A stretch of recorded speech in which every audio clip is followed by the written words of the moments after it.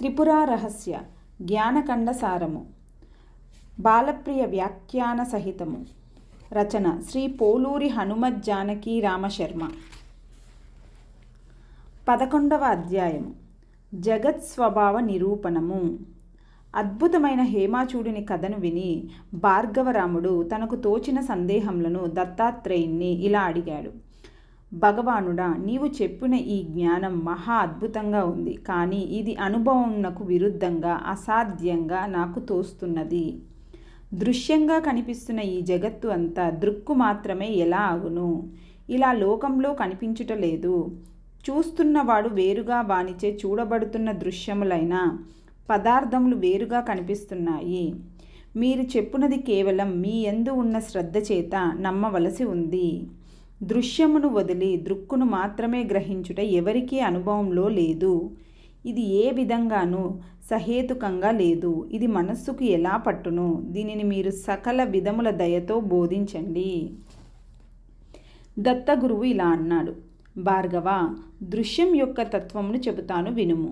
మనకు కనిపిస్తున్నదంతా మన యొక్క దృక్కే, దానికన్నా భిన్నంగా లేదు. దీనికి హేతువును చెప్తున్నాను, శ్రద్ధతో వినుము. మనం చూస్తున్న ప్రతి పదార్థం ఏదో ఒక కారణం నుండి పుట్టి కార్యమవుతున్నది. మట్టి కారణం, దాని నుండి పుట్టిన కుండ కార్యం. కొత్తగా కనిపించుటయే పుట్టుట. మట్టియే కుండ యొక్క ఆకారంతో కొత్తగా కనిపించినప్పుడు కుండ పుట్టినది అంటున్నాము. ఇలా పదార్థంలో ప్రతి క్షణం కొత్తగా కనిపించుట వలననే జగత్తు భాసిస్తున్నది. కుండ కనిపించినప్పుడు కుండ యొక్క ఆకారం, అందులో రేగుపండ్లు కనిపించినప్పుడు వాటి యొక్క ఆకారం మన విజ్ఞానంలో రూపొందుచున్నాయి. అసలు మన విజ్ఞానం అఖండం, ఏకరూపమని, దానిలో ప్రతి క్షణం కొత్తగా భాసిస్తున్న పదార్థముల యొక్క ఆకారముల వలన ఈ జగత్తు మనకు ఇలా కనిపిస్తున్నదని కొందరు అంటారు. మట్టి యందు కుండ, చట్టి, మూకుడు మొదలగు ఎన్నో పదార్థాలను మనం కొత్తగా చూస్తున్నా మట్టిగానే అఖండంగా ఏకరూపంగా ఎలా ఉందో అలాగే విజ్ఞానంలో కూడా ఎన్ని ఆకృతులు తోచినా మన విజ్ఞానం మాత్రం ఎప్పుడూ అఖండంగా ఏకరూపంగానే ఉండును. మరికొందరు స్థిరములు చరములు అనే పదార్థముల యొక్క సముదాయమే జగత్తు అని చెబుతారు. ఆకాశం మొదలగు పదార్థములు స్థిరములు, కుండలు మొదలైనవి చరములు. ఎలా చెప్పినా మొత్తం మీద ఈ జగత్తు పుట్టకగలది అనే నిశ్చయం. ఈ విషయంలో కారణంతో సంబంధం లేకుండానే కార్యం పుట్టునని, అలా పుట్టుటయే దాని స్వభావం అని, జగత్తు కూడా అలాగే కారణం లేకుండా దాని స్వభావం చేతనే పుట్టుచున్నదని కొందరు చేస్తున్న వాదం సమంజసం కాదు. ఎందువలననగా మట్టి అనే కారణంతో సంబంధం లేకుండా కుండ పుట్టునని చెబితే మట్టి నుండి వస్త్రం కూడా పుట్టవచ్చునని చెప్పాలి. అలా చెప్పుటకు కుదరదు. మరి మట్టి ఉన్నప్పుడే కుండ ఏర్పడుట, మట్టి లేనప్పుడు కుండ ఏర్పడకపోవటం ప్రసిద్ధమే. కావున కారణం లేకుండా కార్యం పుట్టదు. మరి ఒక్కొక్కప్పుడు ఆకస్మికంగా శుభములు అశుభములు వచ్చి పడుచున్నవి. వాటికి ప్రత్యక్షంగా ఏది కారణంగా కనిపించదు. అటువంటప్పుడు కారణం లేకుండా కార్యం పుట్టదు అని చెప్పుట పొసగదు అని స్వభావవాది అంటే ఆ మాట నిలవదు. ప్రాయికంగా ప్రతి కార్యమునకు మనకు తగిన కారణం కనిపిస్తున్నా ఎక్కడైనా ఒకానొక కార్యమునకు కారణం కనిపించకపోతే అది మనకు తెలియకపోయినా ఉన్నదనే చెప్పాలి గాని లేదనుటకు వీలు లేదు. శరీరంపై గడ్డ లేచినప్పుడు దానికి కారణమైన రక్తదోషం మనకు కనిపించదు. అయినా గడ్డను బట్టి దాని కారణంను గ్రహిస్తున్నాము. అలాగే శుభం కానీ అశుభం కానీ వచ్చినప్పుడు దానికి ఇప్పుడు కారణం మనకు కనిపించకున్నా పూర్వం ఎప్పుడో చేసిన పుణ్యమో పాపమో కానీ కారణంగా ఉంది అని గ్రహించాలి. అది కనిపించనంత మాత్రం చేత లేదని చెప్పుటకు వీలు లేదు. అదిగాక లోకంలో అందరూ తగిన కారణములను అవలంబించి కార్యములను సాధించుకుంటున్నారు. రాజసేవ చేసిన వాడు రాజు వలన సంపదలను పొందుతున్నాడు. ఎక్కడైనా ఒకానొకడు అలా పొందకపోతే కారణమైన సేవ సమగ్రంగా లేదని చెప్పాలి. అలాగాక కార్యంనకు తగిన కారణం ఉండనక్కర్లేదంటే లోక ప్రవృత్తియే కుదరదు. కావున కారణం లేకుండా ఆకస్మికంగా ఏ కార్యం పుట్టదు. జగత్తులో ప్రతిదీ సకారణంగా పుట్టునే గాని నిష్కారణంగా పుట్టదు. అందువలన స్వభావవాదము అసమంజసము. కొందరు జగత్తు అనే కార్యం పరమాణువుల వలన పుట్టునని ఇలా చెబుతున్నారు. అత్యంత సూక్ష్మములు అగోచరములైన పరమాణువులు సృష్టికి పూర్వమే శక్తివంతములై స్థిరములై ఉండును. సృష్టి యొక్క ఆరంభంలో పరిపక్వమై ఉన్న జీవుల కర్మ యొక్క సహకారంతో ఈశ్వరుని ఇచ్చ వలన ఆ పరమాణువులయందు క్రియ ఆరంభమగును. ఆ క్రియ వలనే రెండేసి పరమాణువులు ఒక్కొక్క జంటగా సంయుక్తములు అగును. అద్వైనుకములలో మరల ఈశ్వరుని ఇచ్చ వలననే క్రియ ఆరంభమగును. అప్పుడు మూడేసి ద్వనుకములు సంయుక్తములై త్రసరేణువులు రూపొందును. కిటికీలో నుండి ప్రసరించు సూర్యకిరణములయందు గోచరించు సూక్ష్మ కణములను త్రసరేణువులు అంటారు. అటువంటి త్రసరేణువుల సంయోగం వలన క్రమంగా నీరు, నిప్పు మొదలైన కార్యములు పుట్టుచున్నవి. కారణములైన పరమాణువుల కన్నా కార్యములైన పదార్థములు భిన్నములు. నశించిన తర్వాత పదార్థములు కుందేటి కొమ్ముల వలె అత్యంత అసత్తులు అగును. ఆ పరమాణువాదం కూడా సమంజసం కాదు. కుండ పుట్టక ముందు మట్టి ఉంది. కుండ తాను పుట్టక పూర్వం లేదు, నశించిన తర్వాత లేదు. కావున అసత్తు. దానికి కారణములైన మట్టి పరమాణువులు అసత్తు కాదు. సత్యమైన పరమాణువుల నుండి అసత్యమైన కుండ ఎలా పుట్టును? ఒక పదార్థమునందే కుండ ఉండుట లేకపోవుట అనే విరుద్ధ ధర్మములు ఎలా ఉండును? తెల్లగా ఉన్న వస్తువు నల్లగా కూడా ఉండును అనుట అసంబద్ధం కదా. వెలుగు చీకటి ఒకటి కానే రావు. అలా విరుద్ధ ధర్మములు ఒక పదార్థంలోనే ఉండును అంటే ఇక ఏ పదార్థం కూడా తనకు సొంతమైన ధర్మముతో ప్రత్యేకంగా ఉండునని చెప్పుటకు వీలుండదు. కావున పరమాణువుల వలన వాటికన్నా భిన్నమైన కార్యం పదార్థంగా పుట్టునని చెప్పుటకు వీలులేదు. కావున పరమాణువుల వలన వాటికన్నా భిన్నమైన కార్యం పదార్థంగా పుట్టునని చెప్పుటకు వీలు లేదు. మరియు పరమాణువులు అచేతనములు. వాటి యందు ఈశ్వరుని ఇచ్చ వలన క్రియ ఎలా కలుగును? లోకంలో ఎవని ఇచ్చా మాత్రం చేతనే ఏ అచేతన పదార్థంలోనూ క్రియ పుట్టుట లేదు.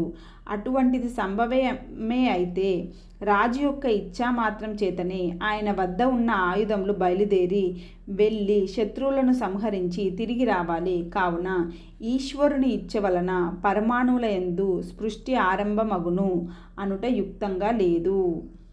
మరికొందరు ఇలా చెబుతున్నారు. సత్వ రజస్తమో గుణముల యొక్క సామాన్య అవస్థయే ప్రకృతి.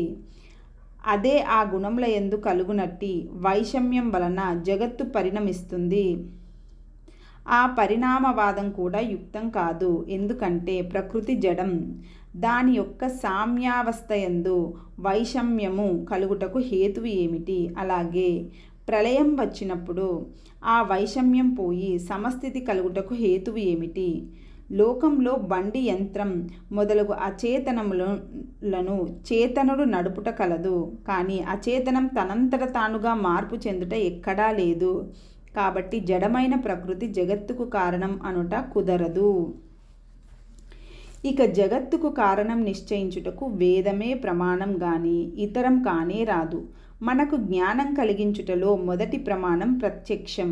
ఇంద్రియముల వలన ఇది ఇల్లు, వీడు రాముడు మొదలగు సన్నిహితములైన విషయములను గురించి మనం పొందు జ్ఞానం ప్రత్యక్షం.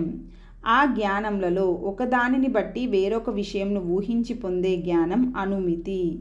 పొగ ప్రత్యక్షంగా కనిపిస్తున్నప్పుడు ఆ పొగ ఉన్న ప్రదేశంలో నిప్పు ఉందని ఊహించుట అనుమితి. ఈ రెండు ప్రమాణములు జగత్తు యొక్క కారణమును గ్రహించుటకు ఉపయోగించవు.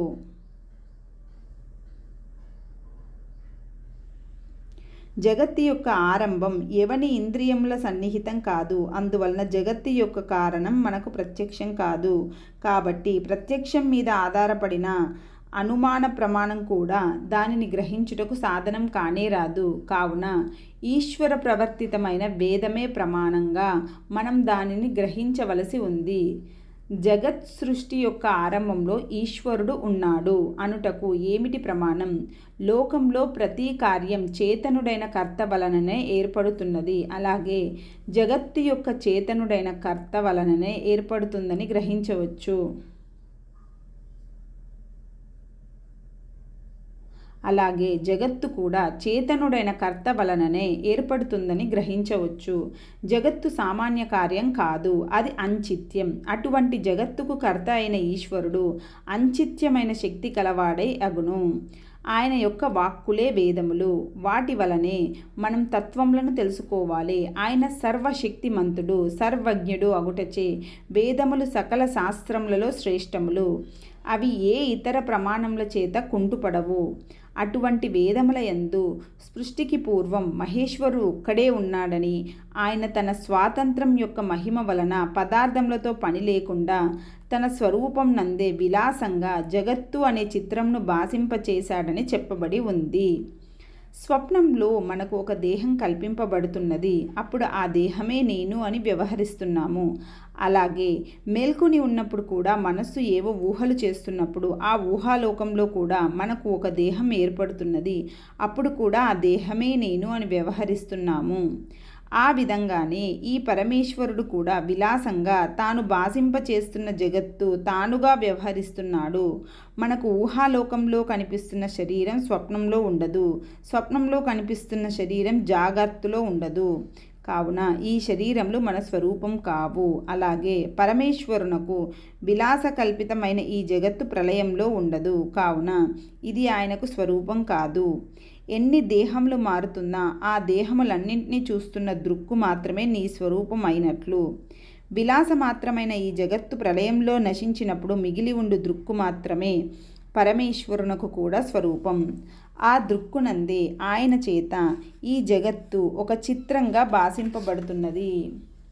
సృష్టికి పూర్వం దృక్కు తప్ప రెండవది ఏదీ లేదు. అటువంటిప్పుడు జగత్తు అనే ఈ చిత్రం దృక్కులో తప్ప ఎక్కడ భాషించును? దృక్కే చైతన్యం. అది లేకుండా ఎప్పుడైనా ఎక్కడైనా ఏదైనా ఎలా ఉండును? ఒక చోట ఎక్కడైనా నీవు చైతన్యం లేదని చెప్పుదువేని ఆ ప్రదేశమే ఉండదు. ఎందువల్లనంటే చైతన్యం వలనే సకలమునకు ఉనికి ప్రకాశం కలుగుతున్నాయి. నీకు పరమేశ్వరునకు స్వరూపమైన సర్వవ్యాపకంగా ఉన్న చైతన్యం లేదని ఎలా చెప్పగలవు? కావున పరమం కేవలం అయిన ఆ చైతన్యమే సకల జగత్తు యొక్క ఉనికికి ఆధారమై సర్వవ్యాపకమై పూర్ణమై ప్రకాశిస్తున్నది. సముద్రం లేకుండా తరంగములు, సూర్యుడు లేకుండా ఎండ ఎలా ఉండదు, చైతన్యం లేకుండా జగత్తు ఉండదు. ఎవని యందు ఈ జగత్తు భాషిస్తుందో ఆ మహాదేవునకు శుద్ధ చైతన్యమే స్వరూపం. సృష్టికి పూర్వం ఆ మహాదేవుడే ఉన్నాడు. చరాచరమైన ఈ జగత్తు ఆయన వలననే పుట్టి ఆయన యందే ఉండి చివరకు ఆయనలోనే విలీనమగుచున్నది. ఇది వేదముల యందు ప్రసిద్ధమైన విషయం. ప్రత్యక్షంగా కానీ ఊహచేత కానీ తెలుసుకొనుటకు సాధ్యం కాని విషయములలో మనకు వేదమే ప్రమాణం. సర్వజ్ఞుడైన ఈశ్వరునితో చెప్పబడినది అగుటచే మనకు అగోచరములైన సకల విషయములలోనూ ఆ వేదమే ప్రమాణం. దానికి కలిగింది మరొకటి లేదు. ఎందువలనగా మనులు, మంత్రములు మొదలగు వాని యొక్క మహాఫలములను గురించి అల్పమైన ప్రజ్ఞ గల మానవుడు తెలుసుకోలేడు.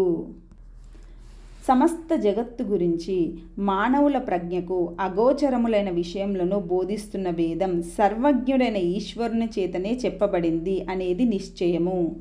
ఈ జగత్తు యొక్క సృష్టికి పూర్వం దేవుడు ఒక్కడే ఉన్నాడని, పూర్ణము స్వచ్ఛము అయిన స్వాతంత్రం గలవాడు అగుటచే ఆ దేవుడు ఏ ద్రవ్యం లేకుండానే సమస్త జగత్తును సృష్టించాడు. కుమ్మరి వానికి కుండ చేయుటకు మట్టి కావలసినట్లు ఆయనకి ఏ ద్రవ్యం అక్కర్లేదు. చైతన్య రూపమైన తనయందే ఆయన గోడ మీద బొమ్మను వలె ఈ జగత్తును భాసింపచేస్తున్నాడు. ఈశ్వరుడు అంతా నిండి పూర్ణుడై ఉండుట చేత ఆయనకు భిన్నంగా వెలుపల వేరొక ప్రదేశం లేనేలేదు. కావున ఈ జగత్తు ఆయన యందే భాసిస్తుంది. చైతన్యమే ఆయన అగుటచే ఆయనకు భిన్నంగా ఎక్కడా ఏదీ ప్రకాశించుటకు వీలు లేదు. అద్దములోని ప్రతిబింబం వలె ఈ జగత్తు ఆయన యందు కనిపిస్తున్నది అనడం సర్వ విధాలా సమంజసం. ద్రవ్యం ఏదీ లేకుండానే సంకల్పమాత్రం చేతనే యోగి పదార్థములను ఎలా సృష్టిస్తున్నాడో ఈశ్వరుడు కూడా అలాగే తన యందు జగత్తును భాసింపచేస్తున్నాడు. కావున ఈ సృష్టి దేవుని యొక్క సంకల్ప నగరముతో సమానం అనడం అందరికీ సమ్మతం. భార్గవ, దీనిని నీ అనుభవంను అనుసరించి కూడా విచారింపుము. నీవు ఆలోచించినప్పుడు నీ మనస్సులో ఎంతోమంది వ్యక్తులు వారి చేత గ్రహింపబడుతున్న ఎన్నో పదార్థములు గోచరిస్తున్నాయి. అది ఒక లోకమే కదా. ఆ లోకంలో స్త్రీలు, పురుషులు, నదులు, కొండలు మొదలగుని ఎన్నో భేదములు కనిపించును. ఎన్ని భేదములు ఉన్నా ఆ లోకమంతా కేవలం మనోమయమే. మనస్సులోనే పుట్టి అందులోనే ఉండి దానిలోనే లీనమగుచున్న ఆ ఆలోచన ప్రపంచమంతా కేవలం మనోరూపమే. అలాగే శివుని యందు పుట్టి అందులోనే ఉండి ఆయనలోనే లీనమవుతున్న ఈ ప్రపంచం కూడా కేవలం శివరూపమే. చైతన్యమే శివుని రూపం. చైతన్యమునకు శరీరం లేదు. త్రిపుర అనంత శక్తి సర్వశక్తిగా అని సాక్షిని అని చెప్పబడుతుంది. త్రిపుర అనంత శక్తి సర్వసాక్షిని అని చెప్పబడుతున్న ఆ చైతన్యం అంతటా నిండి పూర్ణంగా ఉంది. దానిలో విభాగములు లేవు. లోకంలో కాలము చేత దేశము చేత విభాగాలు ఏర్పడును.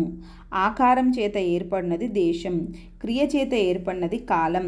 పొడవు, వెడల్పు, వైశాల్యం, వర్తులత్వం మొదలైన లక్షణాలతో ఏర్పడు ఆకారమే దేశం. రాముడు పుట్టాడు, పుట్టుచున్నాడు, పుట్టగలడు అనే క్రియల యొక్క భావన చేత ఏర్పడినది కాలం. ఆకారం, క్రియ అనే రెండు చైతన్యమునే ఆశ్రయించి ఉన్నాయి. చైతన్యంను వదిలితే అవి ఉండుట, మనకు కనిపించుట జరగదు. అటువంటి ఆకారాత్మకమైన దేశం, క్రియాత్మకమైన కాలం తమకు ఆధారమైన చైతన్యంలో విభాగములను ఎలా కల్పించగలవు? చైతన్యం లేని దేశము కానీ కాలము కానీ ఏదైనా కలదా చెప్పుము. ఎక్కడ నీవు చైతన్యం లేదని చెబుతావో అది అసలు ఎలా ఉండును?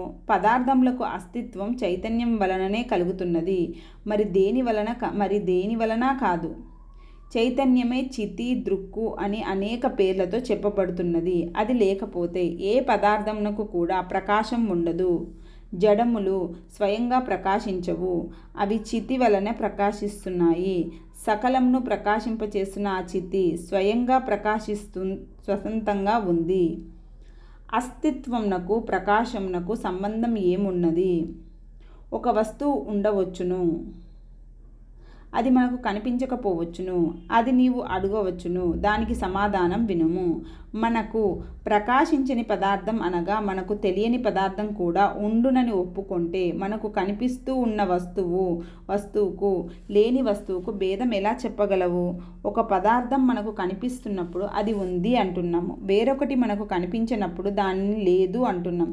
నీవి చెప్పినట్లుగా కనిపించిన దానిని కూడా ఉందని చెప్పాలంటే, కనిపించని దానిని కూడా ఉందని చెప్పాలంటే ఇది ఉంది అది లేదు అనే వ్యవహారం ఎలా జరుగును? ఒక చోట నారింజ పండు ఉంది. అది కనిపించినప్పుడు ఇదిగో నారింజ పండు ఉంది అంటున్నాము. అప్పుడు మామిడి పండు కనిపించినప్పుడు మామిడి పండు లేదు అంటున్నాము. మనకు ఇప్పుడు మామిడి పండు కనిపించకపోయినా ఇంకొక చోట ఉండదా అంటే ఆ మాట నిలవదు. ఇప్పుడు నారింజ పండుకు ఉన్న అస్తిత్వం ఇక్కడ మామిడి పండుకు లేదు. ఈ నారింజ పండు ఉండి మనకు కనిపించి మన చేత అనుభవింపబడుచున్నది. మామిడి పండు మన చేత అనుభవింపబడుట లేదు, మనకు కనిపించుట కూడా లేదు. కావున నారింజ పండు ఉంది, మామిడి పండు కూడా ఉంది అని ఎలా చెప్పగలవు? అది కాక నీకు ప్రకాశింపనిదిగా అనగా నీకు తెలియనిది చెప్పమంటే ఎవడైనా చెప్పగలడా? అలాగే అనగా నీకు ఏది తెలియదో అది నీకు లేదు. అది తెలిసిన వారికి ఇతరులకు ఉన్నా నీకు లేదు. ఎవనికి ఏది ఉన్నా వానికి తెలిసే ఉండును అనగా పదార్థం ముందుగా మన జ్ఞానంలో ప్రకాశించి తర్వాత ఉన్నదిగా వ్యవహారమునకు ఉపయోగించబడుతుంది. కావున పదార్థముల యొక్క అస్తిత్వము, ప్రకాశము రెండూ జ్ఞానంపైనే ఆధారపడి ఉన్నవి. జ్ఞానమే చితి, చితి వలనే పదార్థములకు అస్తిత్వము. ప్రకాశము కలుగుచున్నవి. కావున ప్రతిబింబముల యొక్క అస్తిత్వము ప్రకాశం, దర్పణం యొక్క అస్తిత్వము ప్రకాశం కన్నా ఎలా భిన్నం కాదో, అలాగే పదార్థముల యొక్క అస్తిత్వము చితి యొక్క ప్రకాశం కన్నా భిన్నం కాదు. అలాగే చితియే జగత్తు యొక్క అస్తిత్వం. అందువలన సర్వము చితియే. చితియే సర్వము అయితే అది భాషించాలి గాని చెట్టు, గోడ మొదలైన వివిధములైన ఆకారములు ఎలా భాషిస్తున్నాయి? ఆ చితిలోని నిర్మలత్వం యొక్క మహిమ వలనే ఈ ఆకారములన్నీ అందులో భాషిస్తున్నాయి. అద్దం యొక్క కఠినత్వం చేత, నిర్మలత్వం చేత దాని యందు ప్రతిబింబములు ఏర్పడుతున్నాయి. ఆ రెండు గుణముల యొక్క హెచ్చుతగ్గుల చేత ప్రతిబింబములు స్పష్టంగా ఉండుట, అస్పష్టంగా ఉండుట ఏర్పడుచున్నది. నిర్మలమైన జలములో కాఠిన్యం లేకుండుటచే ప్రతిబింబం అస్పష్టంగా ఉండును. నిర్మలత్వం అసలే లేకపోవుటచే గోడయందువలే కాఠిన్యం బొత్తిగా లేకుండుటచే ఆకాశంలో ప్రతిబింబం ఏర్పడుట లేదు. అద్దం జడం, అస్వతంత్రం అగుట చేత దానికన్నా భిన్నంగా పదార్థములు ఉన్నప్పుడే అవి దాని యందు ప్రతిబింబించును.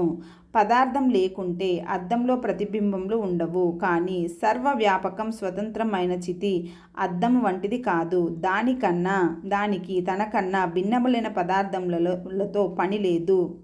స్వప్నంలో మనస్సులోనే జరిగే సంఘటనల వలె చితి తనయందే జగత్తును ప్రకాశింపచేస్తున్నది. అద్దం మొదలగు అన్నిటిలో కన్నా చితి యందు నిర్మలత్వం, కఠినత్వం అధికంగా ఉన్నవి.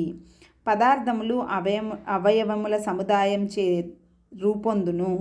అప్పుడు అవయవముల మధ్యలో ఇతర పదార్థముల అవయవములను చేరితే మాలిన్యం ఏర్పడును. అద్దముపై దుమ్ము చేత మాలిన్యం ఏర్పడుతున్నది. అవయవముల కూర్పు యొక్క గాఢతను బట్టి పదార్థముల యొక్క కఠినత్వం ఏర్పడును. అవయవముల కూర్పు యొక్క గాఢత చేతనే రాయి కఠినమవుతున్నది. ఆ కూర్పు విరళమగుట చేత నీరు పలచగా ఉంది. చితి ఆకాశం వలె సదా నిర్మలం, అఖండం, ఏకరూపమై అవయవములు లేనిదగుట చేత దాని యందు ఉన్న నిర్మలత్వం, కఠినత్వం అనే గుణములు అన్ని పదార్థములలో కన్నా అధికంగా ఉంది. అందువలన చితి యందు జగత్తు అద్భుతమైన చిత్రంగా ప్రతిబింబిస్తుంది. మనకు ప్రత్యక్షంగా కనిపిస్తున్న ఈ జగత్తు ప్రతిబింబం ఎలాగును? అసలు ప్రతిబింబం అనగా ఏది? అద్దం ఉన్నప్పుడు దాని యందు ఎదురుగా ఉన్న కలశము యొక్క ప్రతిబింబం ఏర్పడును. అద్దం లేకపోతే కలశ ప్రతిబింబం ఉండదు. కావున తాను స్వయంగా భాషించకుండా ఇతరము యొక్క సంబంధం చేత భాషించున్నది ప్రతిబింబం. జగత్తు స్వయంగా భాషించకుండా చితి వలననే భాషిస్తున్నది. అందువలన అద్దంలోని ప్రతిబింబం వలె చితిలో జగత్తు ప్రతిబింబంగా ప్రకాశిస్తున్నది అనుట సమంజసం. అద్దంలో ఎన్ని విధములైన పదార్థములు, వర్ణములు భాషిస్తున్నా ఆ రంగులేవి కొంచెం కూడా అద్దంనకు అంటుకోవు. దాని స్వరూపంలో ఎప్పుడూ మార్పు కలగదు. అలాగే జగత్తులోని విశేషములు ఏవి కొంచెం కూడా చితికి అంటుకోవు. దాని స్వరూపంలో ఎప్పుడూ మార్పు కలగదు. ప్రతిబింబములు అద్దం కన్నా భిన్నంగా ఎలా ఉండవో అలాగే జగత్తు కూడా చితి కన్నా అన్యంగా లేదు. బింబమైన పదార్థం కారణంగా అద్దములో ప్రతిబింబం ఏర్పడుచున్నది. కానీ చితి యొక్క స్వాతంత్రమే కారణంగా చితిలో జగత్తు యొక్క ప్రతిబింబం ఏర్పడుచున్నది. స్వాతంత్రం వలన ప్రతిబింబం ఏర్పడునా అని శంకించకు. భార్గవ, చూడుము, నీ సంకల్పం వలన నీ మనస్సులోని ఎన్నో భావములు ప్రతిబింబిస్తున్నాయి. వాటికి బింబములైన పదార్థములు ఎక్కడ ఉన్నాయి? అద్దములో వస్తువులు ప్రతిబింబించుటకు సూర్యుని వెలుగు కానీ దీపపు కాంతి కానీ ఏదో ఒకటి ఉండాలి. అటువంటి వెలుగుతో నిమిత్తం లేకుండానే నీ మనస్సులో భావములు ప్రతిబింబిస్తున్నాయి. కావున వెలుపలి పదార్థం దేనితోనూ నిమిత్తం లేకుండానే చిదాత్మలో జగత్తు ప్రతిబింబిస్తున్నది.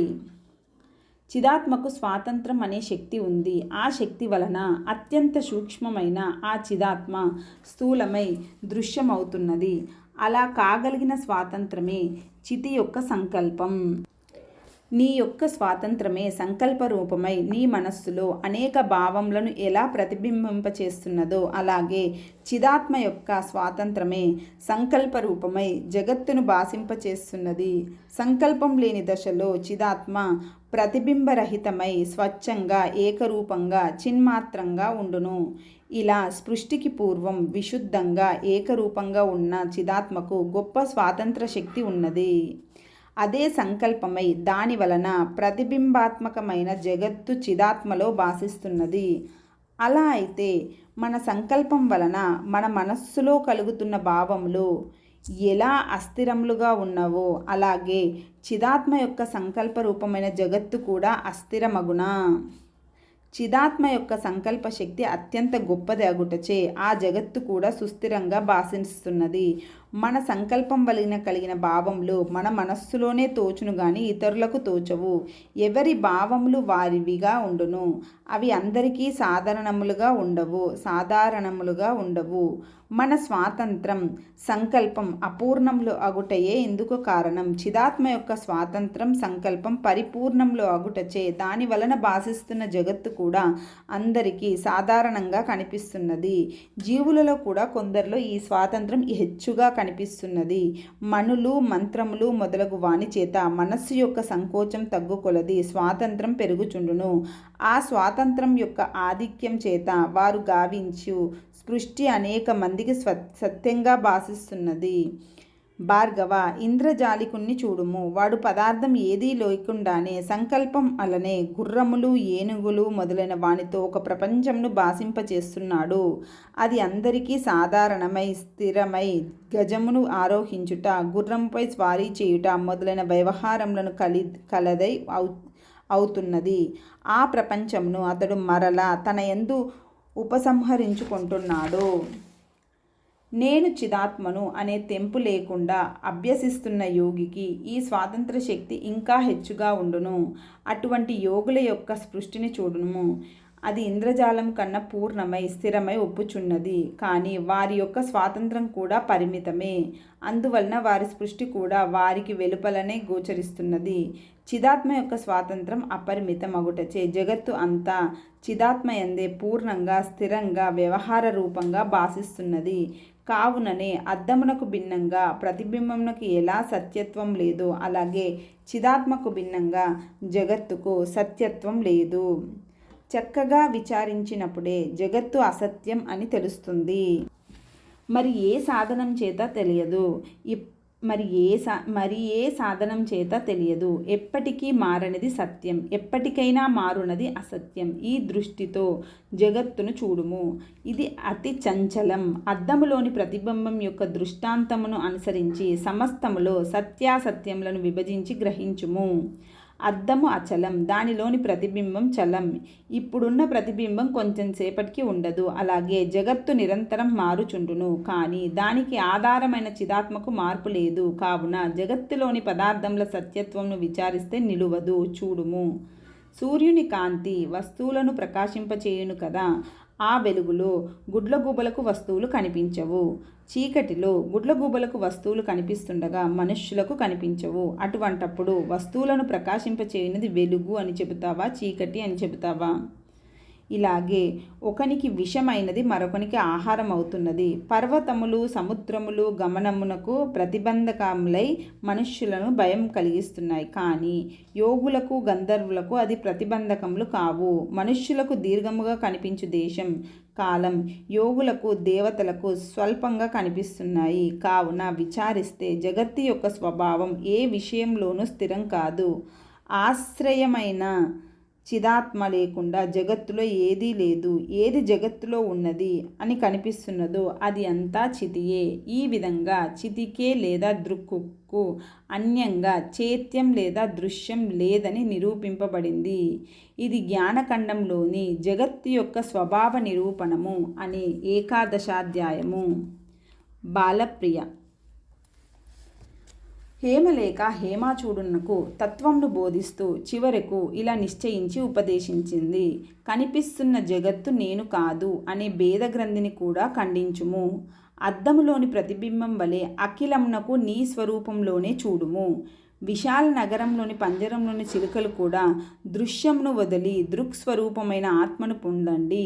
ప్రతిబింబం అద్దం కన్నా భిన్నంగా ఎలా లేదో అలాగే దృక్కులో ప్రతిబింబిస్తున్న దృశ్యం కూడా దృక్కుకు భిన్నంగా లేదు, దృక్కే దృశ్యంగా కనిపిస్తున్నాయి అని పలుకుతున్నాయని దత్తాత్రేయుడు చెప్పాడు. ఇది విని పరశురాముడు గురువునకు ఇలా ప్రశ్నించాడు. దృశ్యంగా కనిపిస్తున్న ఈ జగత్తు అంతా దృక్కు మాత్రమే ఎలాగును? చూస్తున్నవాడు వేరుగా, వానిచే చూడబడుతున్న దృశ్యములైన పదార్థములు వేరుగా కనిపిస్తున్నాయి. దృశ్యంను వదిలి దృక్కును మాత్రమే గ్రహించుటకు ఎవనికి అనుభవంలో లేదు. ఈ సందేహంనకు సమాధానంగా దత్తగురువు దృక్దృశ్యతత్వములను అనేక విధాలుగా వివరించాడు. దాని సారమును ఇలా గ్రహించవచ్చు. దృక్కు అనగా కంటి చూపు మాత్రమే కాదు, గ్రహించున్నది దృక్కు, దానిచే గ్రహించబడేది దృశ్యం. ఇది మామిడి చెట్టు అని చెట్టును చక్షురింద్రియము గ్రహిస్తున్నది. ఈ సంగీతం మధురంగా ఉంది అని శబ్దంను శ్రోతేంద్రియం గ్రహిస్తున్నది. అందువలన చెట్టు దృశ్యం, చక్షుసు దృక్కు అవుతున్నది. అలాగే శబ్దం దృశ్యం, దాన్ని గ్రహిస్తున్న స్తోత్రం దృక్కు అగును. ఈ విధంగా ఇంద్రియములన్నీ దృక్కులు, వాటి చేత గ్రహించబడుతున్న విషయములన్నీ దృశ్యములుగా అవుతున్నాయి. ఇది వరకు చూపు బాగుండేది, ఇటీవల చూపు మందంగా ఉంది, ఇప్పుడు అసలేమీ కనిపించుటలేదు అని చక్షురేంద్రియం యొక్క విశేషములను మనస్సు గ్రహిస్తున్నది. అలాగే రుచులలోని సూక్ష్మ భేదములను కూడా జీహ్వ గ్రహిస్తుంది. ఇటీవల అంతగా రుచి తెలియటలేదు, ఇప్పుడు బొత్తిగా రుచియే తెలియటలేదు అని జీహ్వేంద్రియం యొక్క విశేషమును కూడా మనస్సు గ్రహిస్తుంది. అందువలన మనస్సు దృక్కు, దాని చేత గ్రహింపబడుతున్న ఇంద్రియముల దృశ్యములు అగును. ఇంతకు పూర్వం నా బుద్ధి చాలా చురుకుగా ఉంది, ఇటీవల మనస్సు బాగాలేక బుద్ధి మందగించింది, ఇప్పుడు అసలు అది పనిచేయటే లేదు అని మనస్సు యొక్క బుద్ధి యొక్క విశేషములను మనం గ్రహిస్తున్నాము. అప్పుడు మనస్సు బుద్ధి దృశ్యములే. వాటిని గ్రహిస్తూ మనలో ఉన్న చైతన్యం దృక్కు అవుతున్నది. నేను అని మనలో స్మరిస్తున్న చైతన్యం దేని చేత గ్రహింపబడుటలేదు, దేని చేత గ్రహింపబడుటలేదు. ఇంద్రియములు, దేహం, ఇంద్రియములు, మనస్సు, బుద్ధి ఎన్ని మార్పులను పొందినా అది మాత్రం మార్పును పొందకుండా ఆ మార్పులన్నింటినీ చూస్తూ జాగ్రత్త, స్వప్నం, నిద్ర, బాల్యం, కౌమారం, వృద్ధత్వం మొదలగు సకల దశలలో ఏకరూపంగానే స్ఫురిస్తున్నది. కాబట్టి అది ఎప్పుడూ దృక్కే, అది ఎప్పుడూ దృశ్యం కాదు. తక్కినవన్నీ దృశ్యములే. కావున దృక్కు, దృశ్యం అని ప్రధానంగా రెండు పదార్థములే ఉన్నాయి. ఈ రెండిటికి అవినాభావ సంబంధం ఉంది. అనగా దృక్కు లేకపోతే దృశ్యం మాట ఎవడో ఒకడు ఒక చెట్టును చూసినప్పుడే చెప్పుట సంభవించును.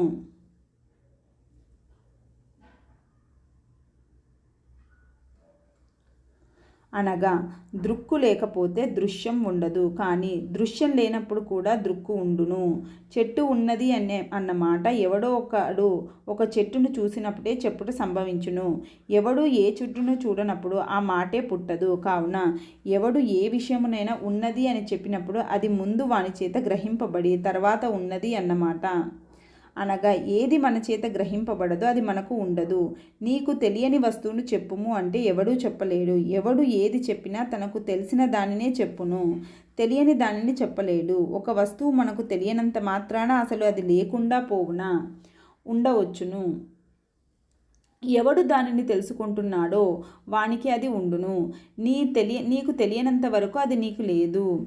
ఒకడు తల్లితో, తండ్రితో, భార్యతో, పుత్రునితో కూడి కొండపైకి వెళుతున్నాడు. పులివలే ఒక మృగం వానిలో దూరంలో కనిపించింది. వాడు వెంటనే భయంతో వణుకుతూ మూర్ఛిల్లాడు. ఆ క్షణంలో వానికి తల్లి, తండ్రి, భార్య, పుత్రుడు, కొండ, పులి మొదలగు ఏదీ లేదు. ఎందువలన ఆ సమయంలో దృక్కు రూపమైన వాని యొక్క చైతన్యంలో ఇది ఏదీ ప్రతిబింబించుట లేదు. మూర్ఛ నుండి తేరుకోగానే మరల వానికి తల్లి, తండ్రి మొదలగు వ్యవహారం ఏర్పడుతున్నది. ఎందువలన అప్పుడు దృక్కు రూపమైన వాని చైతన్యంలో ఇదంతా ప్రతిబింబిస్తున్నది. నిద్రలో, సమాధిలో కూడా దృక్కు దేనిని గ్రహింపకుండుటయే దృశ్యమైన జగత్తు ఉండుట లేదు. దేనిని కుండుటచే దృశ్యమైన జగత్తు ఉండుటలేదు. కావున ఏ సమయంలోనైనా నీ చేత గుర్తింపబడని లేదా గ్రహింపబడని జగత్తు నీకు లేదు. కావున నీకు దృశ్యమైన నీ జగత్తు దృక్కుగా ఉన్న నీయందే ఉంది. నేను వేరు జగత్తు వేరు అనుకొనుట అనేక జన్మలుగా పేర్కొన్న అజ్ఞానం యొక్క ముడి అనడం స్పష్టము. లోకంలో మనుష్యులందరూ దుఃఖంను తొలగించుటకు సుఖంను సంపాదించుకొనుటకు ప్రయత్నిస్తున్నారు. అందుకొరకు ప్రతికూలములైన విషయములను తొలగించుకుంటూ అనుకూలమైన విషయములను సమకూర్చుకుంటున్నారు. కానీ సుఖం తన యందు ఉన్నదా, విషయములలో ఉన్నదా? రుచికరమైన పదార్థములు, సుందరులైన యువతులు మొదలైన విషయములలో సుఖం ఉంటే అవి ఎప్పుడూ సుఖమునే కలిగించాలి. కానీ అవి ఒకప్పుడు సుఖకరంగాను కొంతసేపు అయిన తర్వాత వాటిని వదులుకొనుటే సుఖమవుతున్నది. చాలాసేపు విషయములతో సుఖం అనుభవించిన తర్వాత ఒకప్పటికి కన్నులు చూడవు, చెవులు వినవు, ఇంద్రియములన్నీ స్తబ్దత చెందును. అదే నిద్ర. ఆ నిద్ర ఎంత గాఢంగా ఉంటే అంత సుఖం కలుగుతున్నది. అప్పుడు దేని వలన అంత సుఖం కలుగుచున్నది? మనోరూపంగా ఉన్న చైతన్యం ఏ దృశ్యమును గ్రహించకుండా దృక్కు మాత్రంగా ఉండటం చేత అంత సుఖం కలుగుచున్నది. సమాధిలో కూడా మనస్సు ఏ దృశ్యమును గ్రహించకుండా దృక్కుగా నిశ్చలంగా ఉండట చేతనే సుఖం కలుగుచున్నది.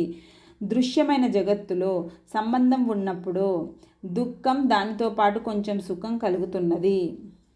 దృశ్యమును వదిలి దృక్కు రూపంగా ఉన్నప్పుడు దుఃఖం అసలు లేకుండుటే కాక మహాసుఖం కలుగుచున్నది. కావున దృశ్యమును వదిలి మీ స్వరూపమైన దృక్కునే భజించండి అని విశాల నగరంలోని చిలుకలు పలుకుట సమంజసంగానే ఉంది. లోకంలో ఎవని ఇచ్చా మాత్రం చేత ఏ అచేతన పదార్థంలోనూ క్రియ పుట్టుటలేదు. కావున ఈశ్వరుని ఇచ్చ వలన పరమాణువుల యందు సృష్టి ప్రారంభమగును అనుట యుక్తంగా లేదు. దీనిని సిద్ధాంతంగా గ్రహించనక్కర్లేదు. కేవలం సంకల్పం యొక్క బలం చేతనే కొందరు దూరంగా ఉన్న అచేతన పదార్థములలో కదలికను కలిగించగలరు. అటువంటప్పుడు పరమేశ్వరుడు సంకల్ప మాత్రం చేత అచేతనములైన పరమాణువుల యందు క్రియను కలిగించుట అసంభవం కాదు. అలా ఈశ్వరుని సంకల్పం వలన సృష్టి క్రియ సంభవిస్తున్నప్పుడు ఆ సృష్టికి పరమాణువులతో పనే లేదు. ఆయన పరిమితమైన శక్తి గల కుమ్మరి వంటి వాడు కాడు. కుమ్మరి మట్టి లేకపోతే కుండను సృష్టించలేడు. ఇంద్రజాలికులు, యోగులు పదార్థం లేకుండానే ఎంతో సృష్టిని చేస్తున్నారు. ఇక అనంత శక్తి కలిగిన పరమేశ్వరుడు సృష్టి చేసేటప్పుడు పరమాణువులతో పని ఏముంది? కావున పరమాణువులు స్వయంగా సృష్టిని ఆరంభించలేవు. ఈశ్వరుడు సృష్టించి ఆరంభించవలసి వస్తే ఆయనకు పరమాణువులతో ఏమీ పని లేదు అని చెప్పుటకే పై వాక్యమునకు తాత్పర్యము. అటువంటి ఆకారాత్మకమైన దేశం, క్రియాత్మకమైన కాలం తమకు ఆధారమైన చైతన్యంలో ఎలా విభాగములు కలిగించగలవో కుండ,